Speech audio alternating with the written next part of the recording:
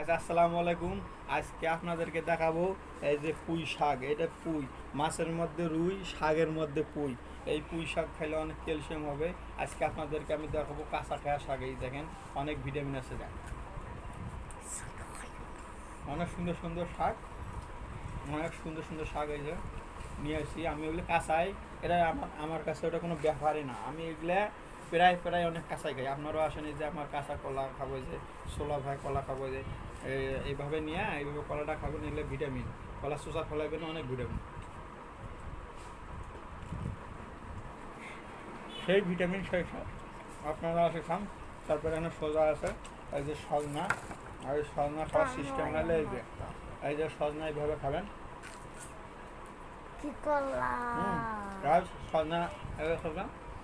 আর এখন আবার কাঁচা মরিচ আছে। আর যদি এখন মরিচ, এটা কাঁচা মরিচ অনেক ভালো, এটা দামি একটা খাবার। কাঁচা মরিচ খাইলে অনেক ভিটামিন হয়। আর দেখেন কাঁচা মরিচ